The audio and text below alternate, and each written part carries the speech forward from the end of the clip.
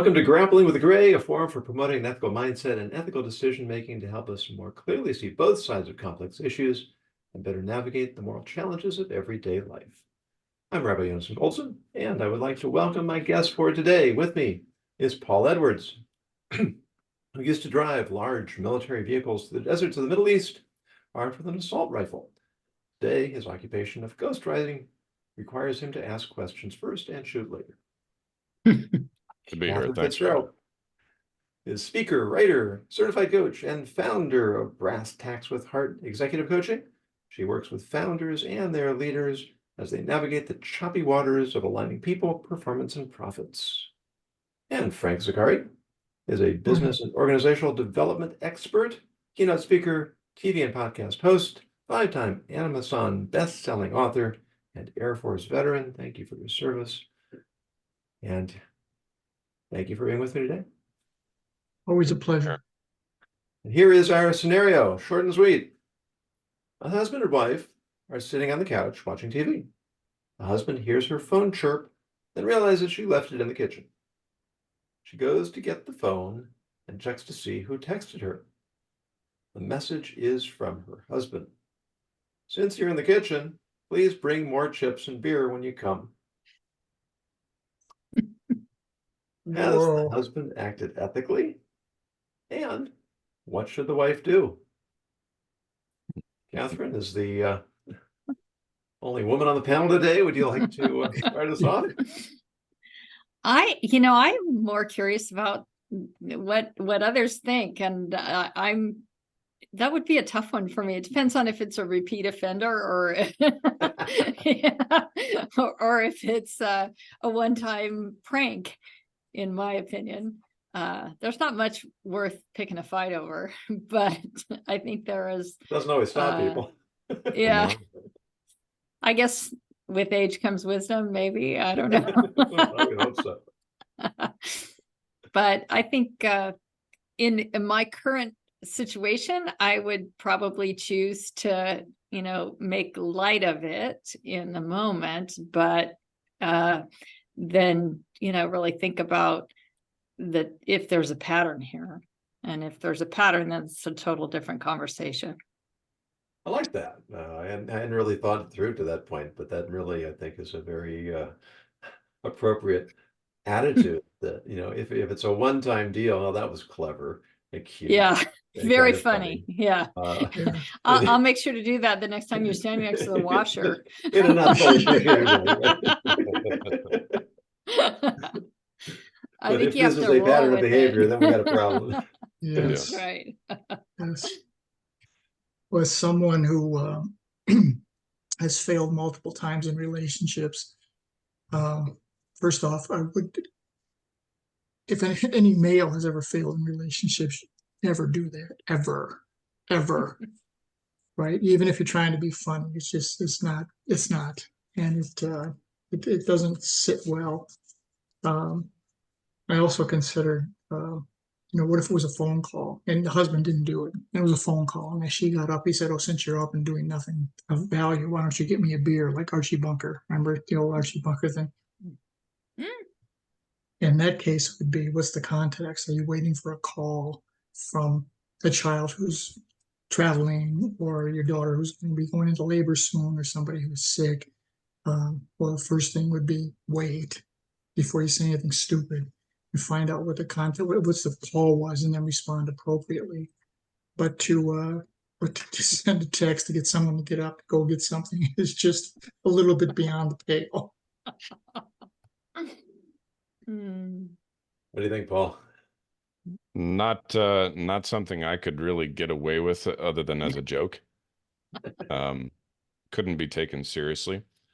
I have, though, come across couples where the husband's love language is acts of service, and the wife doesn't mind that. There are people for whom that's not a problem, even done in a fairly crude manner like that. But it would, to me, it would be a judgment call. That's why I have my door closed here, so my bride can't hear that I'm taking part in this conversation. But there are people who Yeah, there are people for whom that works, right? Every couple has their quirky little thing that wouldn't fly for pop culture, wouldn't fly for the woke, wouldn't fly for, any number of people who want to uh, be outraged about something. And yet it works. It works. Uh, you know, just as an example, me and my bride love to play fight verbally. And other people hurt at one time. Um, I was in a room this is when I was still doing my degree, and I was in a computer class, and most of the rest of the students in this computer lab class were female, and they were young. They were quite a bit younger than me because I went to college late. But my phone rang, and my bride doesn't mind this at all, that I pick up the phone and I say, "Woman," right? She doesn't mind that. She's like totally fine with it. It works for us. But I heard immediately in the background, out of my free ear, I heard, "Oh my God, I would never," just outrage. So it's a judgment call to me, and based on the information there. And if I felt I could do that with my bride and she wouldn't be upset with it, then I might try it. I don't think I would overdo it. I think it could start to become like a thing where you're treating her more like a maid, which is not appropriate. Um, but most of the time, yeah, that's not going to fly. I'm gonna side with Frank. Yeah, there are a couple of ideas that have come up that I think are really intriguing. One is that, and this is something we should all be cognizant of much of the time. One person's humor is not necessarily somebody else's humor. Yeah. And how often do you hear people say, or do we say ourselves, "I was just joking," and well, it wasn't very funny, Yeah. or some of this just the timing's bad. Mm-hmm. Story of the boss who comes into the office and he sees his secretary looking kind of down and says, "Who died?" "This is my mother." Oh, Oops. Yeah, oops, yeah. way. Uh, So, sometimes we have to ask ourselves, we don't want to get into this situation where we're never funny, or we're never trying to be funny, we're never trying to be light because we're walking on eggshells. That's something that's become an issue of late. Yeah. But then there always has to be that sensitivity to, how is this going to be taken? Put ourselves in the other person's place.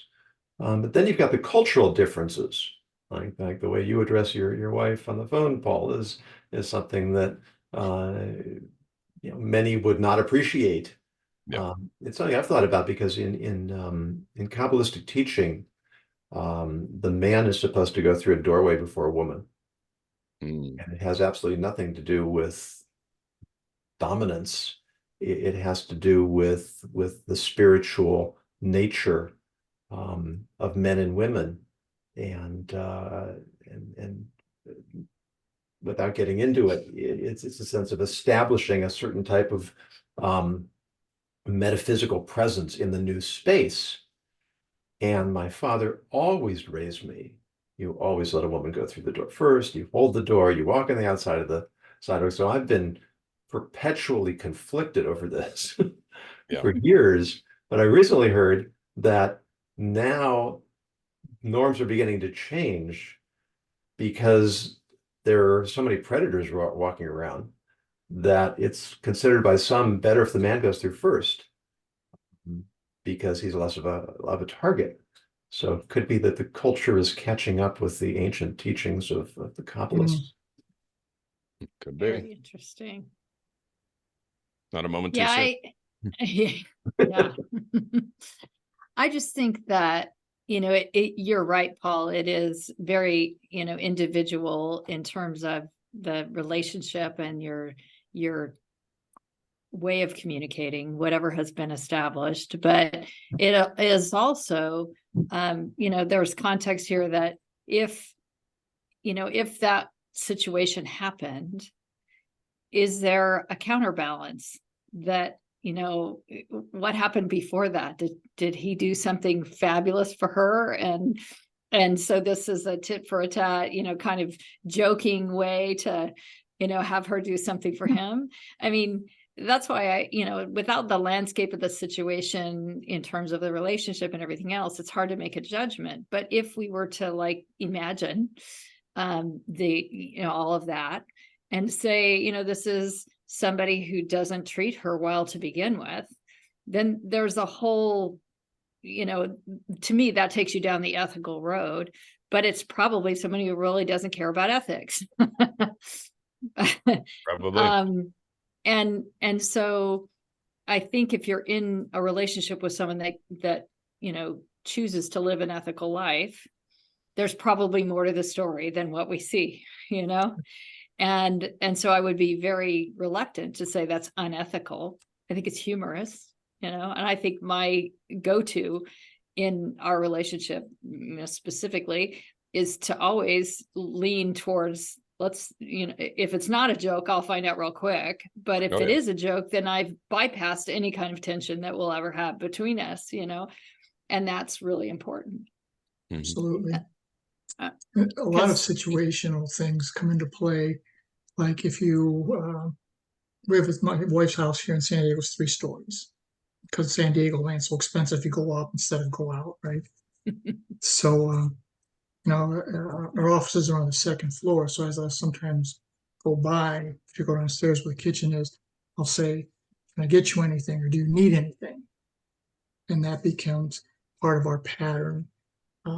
And I don't know if this situation, again, as Catherine said, is it part of their pattern? Is this something that they do on a regular basis? But I again discovered that, ask first. I'm going down there. Is there anything I can get you? Right. And then she tends to do the same. And it goes back to Paul, like you said, with the love languages. Is that something that matters? Is it something that shows that there's a care and compassion, and I'm willing to go out and reach out and do things that I hope are positive for my this spouse, because I didn't do too many good things in the last couple. So you had to learn through a lot of pain and suffering. Yeah. I do have a friend who is very, very happily married to his 6th wife. 6, good. He jokes about it. He says, just some people are slow learners. Well, that's good. Like that gives me hope. Well, it's I think it's also a matter of really evolving into what fits for you. And having been married for 25 years to a very nice man who I am friends with, but I am no longer married to, I recognize that, the 23-year-old me didn't have very much wisdom in that selection in terms of, what I needed. I was insecure and always feeling like, am I good enough? Is this right? Does he like me? Instead of, how do I feel? And I think that when you learn the lesson that you are the only one who can make you happy, that changes the way we look at the world. And in that situation where someone's texting you to go get them a beer, if that's the express purpose for the text initially, you have a choice. And I think that recognizing the context of all of the things that we've talked about, if you are someone who, if it doesn't make you happy, then you have an obligation to speak your mind, but it doesn't mean pick a fight. It just means speak what your needs are. And that's something, I wasn't very good at least in my early marriage or life.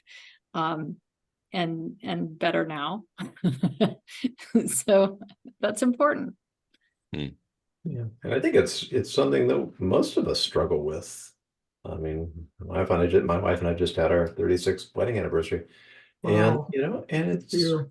I mean, Yes. thank God for her patience, but it's, it still doesn't come easy. No. It's gotten easier in many ways, but we're human beings are basically selfish. Yeah. And we get our feelings hurt very easily, and we have expectations that are often unreasonable. And if, for all of the marriage counseling and marriage classes and marriage books that we may or may not make use of, it's a whole different story putting it into practice, especially when we're young. No matter how much preparation we get, it doesn't Yeah. it doesn't prepare us. Exactly. And the Exactly. years, those early years, if you spend them developing trust, then you have an incident like this, and it's not a big deal. Yeah. Whereas if you're struggling to trust each other because you're analyzing every comment and things are not meeting your expectations, then any comment is a potential landmine. Yeah. One of the talks I give with one of the topics is say what you mean, which is so often the case that we don't. We, in many cases, when I was young, Catherine, I would anticipate, okay, I did this, therefore they should feel this, right? Well, how do you do that, right? How do I make me feel good? If it made me feel good, then okay, fine, but I can't influence what they did. And one of the things we do in this talk is I'll bring some people up with me. And I'll give them a scenario. I'll say, okay, pretend you're a couple and you're having a disagreement. And the disagreement ends with a man saying, fine. What's that mean? It's not fine. So I ask the guys, I'll say to the guys, what does that mean to the man? And he'll say, and I interviewed a bunch of people because I wrote a book about this. And the number one answer I got was when a man says fine, it means, okay, fine, we'll work on whatever the problem is. And so then I asked the women in the room, and the answer was from the women was, it means I won. Honest to God, that was the response. So then we reversed it. And we said, okay, now the argument ends with the woman saying fine. Okay, and I said to the men, what's that mean? And the answer that we got most often was, good, this is finally over. And when we asked the women in the room, they said, no, man, this is not even close to over. It's just begun. Yes, this is going to come back again. That's really So it's a interesting. matter of saying what you mean as opposed to putting it out there and then hoping the other person interprets things the way you interpret things, which doesn't happen very often. What's the opposite of a love language? It's interesting. I have somebody that I really respect that offered some marital wisdom, and it was never tell your spouse what you don't like without first telling them how it made you feel. Second of all, telling you what would have worked better for you. So you're not just that griping other half who they can't do anything right to please. You're actually trying to build the relationship and not tear it down. Yeah. And I think that's really wisdom, because it can lead to a tit for a tat. Well, you do this and I that kind of stuff. And when you start with, when you do that, it really makes me feel X. And if you did it this way, then I would feel less this way. It starts a dialogue instead of an accusation that brings up, fences and defenses. Yeah, and I agree. The best way to complain about a problem is to solve it, and or to offer a solution that's more workable. In the case of what you're describing there, it's and I'm a recovering whiner, not to my bride, but about her. And eventually, the other thing I got to, you talked, Rabbi, about building trust. It came a little bit later for me, but I think part of the reason that we have so much fun now doing our verbal play fighting and all that is because I got to a point where I said, okay, I'm trying to change the wrong person here, and I don't have the power to change her. I never will. I never have. I don't know if I thought I did, but I'm sure I'm acting like it. So let me just focus all that energy on the one person that I can change. And, as Catherine pointed out, I'm 19 years of marriage, be 20 this coming year. The last 4 have been the best of them all and shows no signs of slowing down. And at the same time, I hold on loosely to that and I say, that's beautiful for as long as it lasts, and may God carry us both home at exactly the same time, because I don't want to live without her and she don't want to live without me. And at the same time, I have to be content. I have to find that place where I'm content in and of my own being. For whatever reason, she's not always gonna put a smile on my face. Sometimes she's gonna, get into her way of doing things, which drives me up the wall, and I've got to be able to remember that and still be loving all the same. And that's the kind of mentality where a joke like the one you're describing, or any number of variations of it, you could take my example, any number of variations of that joke become totally appropriate, and we laugh about it and we have fun, and it doesn't become a destructive habit or some kind of presumptuous, arrogant thing that a husband could do.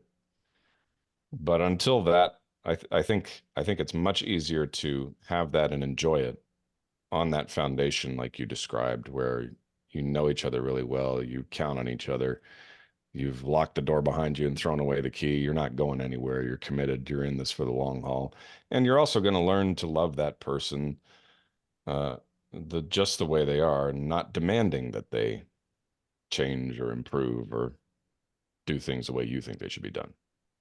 Yeah. As you say, trying to change other people is typically a hopeless endeavor.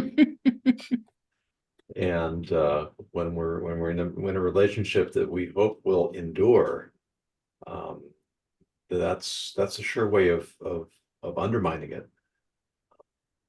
On the other hand, to simply try to ignore problems is not a successful formula. Correct. And when things are going really well, which we hope they are most of the time, to not take that for granted. But to remember that, just because the plant's growing well now doesn't mean I don't have to water it and tend to it. Yeah. We start taking our It's it. relationship for granted, and yeah. Exactly. One of the things that always rings in my head is, because I was not good at it in my, and I'll just say that, boundaries. Having boundaries is a really important piece within the context of a relationship. And the only people who really get upset when you start to form boundaries are the people who have had great advantage because you did not have any boundaries. Yeah. And so, developing that, Paul, when you were talking about that, you're finding yourself within the context of a relationship. It's an individual journey where you find out, okay, where is my space and where is our space, and where do they intersect in a way that is still healthy for me and still healthy for us. And I think that, we grew up, at least I did, in an era where, the marriage model was not of equality. And, I was talking to somebody the other day and I said, I was my first job, serious job. I went from customer service rep to regional sales manager in 18 months in a new company. And it was a male dominated industry. It was insurance. So there were 42 regional sales managers in the country and one other woman who was in her late mid 50s. And I was in my 20s. I had no idea what I was doing. And I had to act like one of the guys to be able to be even. And I think that, we've come a long way from that. And we have a lot of executive women who are able to be women and feminine in the context of a corporate environment without feeling like that diminishes their perception, others' perception of their value. And I think within the context of a relationship, that entity of, or that growth in female workplace presence also impacts the interpersonal relationships and how you are perceived in the home. And, the 50s model of the homemaker that stayed home and took care of the kids and cleaned and cooked and did laundry is, obsolete. So we're now in a mindset where we have to figure out what that looks like. From your side, it must be a mystery too, Yeah, it is. And we all come with baggage at some point in time, and it could be from our own upbringing many times, or it could be from just experiences that we've been through. And so then there's this perception, right? My perception is this. Well, your perception is not this. And I think particularly in the early stages, if you get married young, like I did the first time, you have no clue. You just expect this is the way it should be. And building trust and respect takes a lot of time. And are you committed, as Paul said? Are you all in? Mm-hmm. And I thought in many cases you're not all in. It's okay, I'm in as long as this is going well. Almost like a business model. I'll work for this company as long as things are going positively. But it's not. You can't separate the personal and professional life, because when one's not doing well, it's going to impact the other. It just is. Right. And so I think we mentioned earlier, finding that balance. And it's hard. It's hard to find that balance, that what lines am I not going to cross professionally? And what lines am I not going to cross in my personal life? And what's important? And how do you, as Catherine said, how do you pick your battles? Or which battles are you going to pick? Mm-hmm. Right? Is this worth making an issue out of? If it is, well, then you need to do it. But if not, let it go. Exactly. Yeah, and at the same time, let it go is good advice, except it's awfully hard to follow. Extremely. And if you keep things bottled up, I realize this is not something that's worth fighting over. And the last thing wasn't worth fighting over, and the thing before that wasn't worth fighting over. And then all of a sudden, something that really isn't worth fighting over. It's the one that Mm-hmm. Sets off the volcano. It's like, what was that all about? Well, I think it takes it back to context too, because in this situation, this particular individual incident is not worth a fight, in my opinion. But at the same time, if it's part of a bigger picture and a trend and a context that happens within the confines of the relationship, and it's not serving either one of you really, but you, the female in this scenario, then you really have to speak up. But you don't have to speak up in that moment. And that's maybe the one kernel that I learned in my redheaded, hot-headed nature is that walking away and taking some deep breaths and really thinking through how you will communicate without being angry is a much healthier way to have that conversation. There's also wonderful advice for dealing with children. Yeah, I'm sorry. I have 3 boys. Yeah, for those of you who don't. Well, I have 2 of each. That are men. No. I cringe at the many times that I got mad at my kids for acting like kids. Yeah. It's like, well, they weren't The born wisdom 30 of our years old. wounds. And even at 30, there's still work to be done, as there is with all of us. But it goes back to those unreasonable expectations. Yeah. Yeah. Agreed. A lot of that comes in the culture. We read, we watch TV, we watch movies, we read novels, and we have this romanticized idea of life. I think a lot of it comes from our own parents too, that we don't even acknowledge that, unless you really wake up one day and hear your mother's words coming out of your mouth. Yeah, Which the way is you saw things really done. painful. Yeah. Oh yeah. the way you saw things done, the way you Mhm. just the sort of assumptions you made. And Mhm. but just for a little bit of mental gymnastics here, Rabbi, what if we flip this scenario and it's the wife doing this to the husband while he forgot his phone in the kitchen? Now what do we have? We have this doesn't exactly hence balance out on the other end of the scale. It feels like it wouldn't to me. It feels like the husband should be honored to do this for his wife, is the cultural meme that I would come across. I would expect to come across, why wouldn't you want to do that for your wife who you love and cherish and all that sort of stuff? It's not like you could actually, not every scenario, maybe this one does, I don't know, but not every scenario just flip flop it and it's equal going both directions.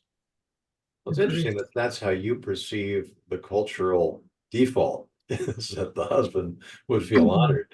I'm not sure, I'm not sure every man would feel that way. No, not would feel honored, should feel honored. The Good, well, pressure from the Right. culture is you should feel honored to do that. And yet a average guy would be like, all right, I'll do it, but I'm not exactly going to feel honored or anything like that. Right. Or see it, you owe me one, oh yeah, the Mhm. that keeping type of score is thing. always There's The scorekeeping is not good. no, no, not at all. It's one thing that's interesting is when you look at culture, you mentioned it a few times. In my family, we didn't do this. I heard that I can't tell you how many times. And I'm thinking, well, I don't really care how you did things in your family. Okay, this is our family. This is how we should do things, which was a poor choice of words. But this is, we need to come up with what's going to be our own culture. And that was very, very difficult in past relationships because it was, well, my father always did this. We did it like this in my house and all that kind of stuff. Okay, well, that's wonderful back then. But now, how are we going to mesh these things together? Where are we going to find a common ground? Where are we going to find boundaries? Use Catherine's term, that's going to fit for us.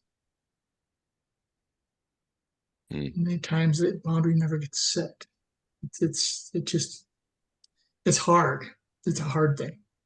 Yeah. Yeah, I heard advice once that I was not able to put into practice because I'm not sufficiently bilingual.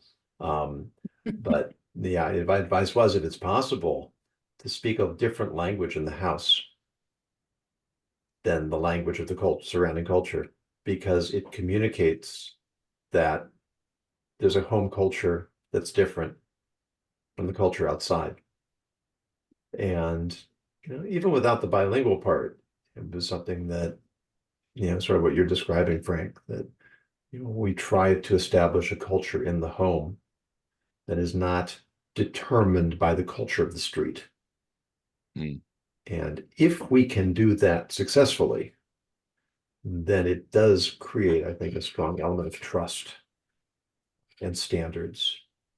And then you can start having clearer sense of what kind of behaviors fit in with that, and when you might be able to flirt with the boundaries a little bit in the name of humor, Right. or playfulness, and have it taken that way. Yeah, absolutely. It's a very interesting dynamic. Something real simple. Like my first daughter was, we were living in South Carolina, and my wife's family's from California. And it looked like my daughter was going to be born in South Carolina.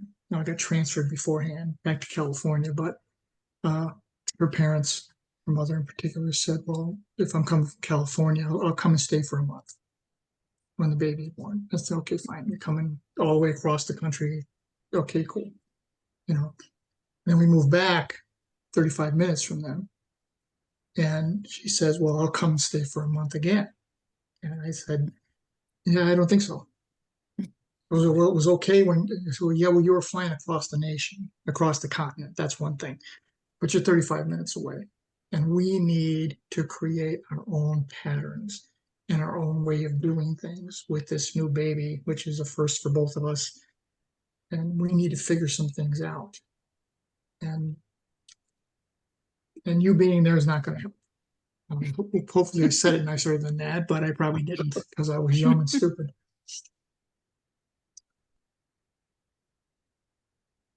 Yeah, that is definitely you know, a situation that I did not really have to deal with.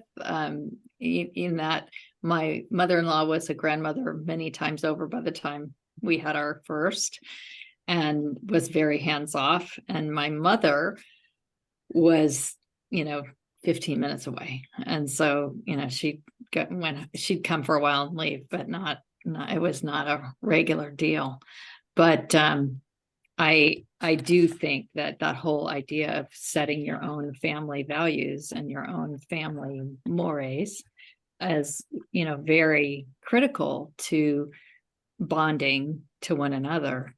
And I think, maybe Frank, you and I are the only two on this call that can really relate to it. But in terms of, first marriage and second relationship, you as adults in our late 50s when we met, we both were scarred, traumatized from previous relationship, and understanding that and having compassion and emotional intelligence about what was the trigger, and recognizing it wasn't us, it was, the coincidence of like language or scenario or whatever that brought that. And then having the ability to talk through it and have the conversation because it is going to help us, not have the conversation because I need to get even with you. Right. Yeah. Yeah, no, It's- you remind me of a colleague that I know who's a lovely woman, very sweet, very personable, very attractive. And she's telling me how she's in a very committed relationship. And the man she's seeing wants to marry her. And she's been through 2 abusive marriages. And she just can't get herself to make that commitment because, as you said, Catherine, she is scarred. And there are predators in the world, and sometimes we're on the wrong end of them. But in relationships between basically well-meaning people, it's really tragic if we do this to ourselves. Mhm. And we do it repeatedly. And we do it To repeatedly, ourselves. right? Because, we're Yes. slow learners. Yes, I recall going to a counselor after whichever divorce it was, and she said to me, "Frank, have you ever heard the white knight syndrome?" And she explained it. You are attracted, you'll always find yourself going to someone that you perceive you need to save. And they don't need to be saved, nor do they want to be saved. And eventually, at least it falls apart. And then she said, and I'm going to say this very clearly, Frank. She said, your picker is broken. And I said, okay. So it's coming to the realization that it's insanity. When I keep making you keep doing the same thing and I expect something to be different, it's not going to happen. And I think Paul might have said it earlier that nothing's going to change until you do. Yeah. Okay. You have to change first. You have to commit to change and then actually take action to change. And then things might improve. But if it's okay, fine, it's not going to happen. Yeah. So I'm going to wrap up this episode with a trope that I return to again and again, which is that in our culture, we are fixated on our rights, and we should be more fixated on our responsibilities. Boom. Because That's if good. I work on improving myself and you work improving yourself, we're probably going to be able to meet somewhere in the middle. But if I'm expecting you to treat me the way I want, and you're expecting me to treat you the way you want, there's always going to be tension and friction and combativeness. And, one of my return guests, Sam Artery, which maybe some of you have met, Yeah. he loves to tell the story of because he's a trained lawyer and he's very good at arguing. Yeah. And he was in a disagreement with his wife, and after a few minutes, she said to him, "Sam, do you want to be right or do you want to be married?" Yes. And, Oh, so true. you know, when we take Mm. when we get our priorities straight, then even if what this husband did was crossing the line a little bit, it's not going to be catastrophic. Couldn't be. The wife will take it in stride. And if it's reversed the other way, right, then the husband will take it in stride. I agree. That's something we can use, I think, in all of our relationships, not just intimate ones. So thank you all. Paul Edwards, Catherine Fitzgerald, Frank Zaccari. Sort of a quirky kind of a topic today, but I think we made good work of it. So thank you for your time and your thoughts. And for those of you who are watching or listening, if you have a topic you'd like us to take up, please go to my website, ethicsninja.com, use the contact information, submit your idea. If it's compelling, we will take it up for a future episode. And until then, I encourage you as always to continue grappling with the gray.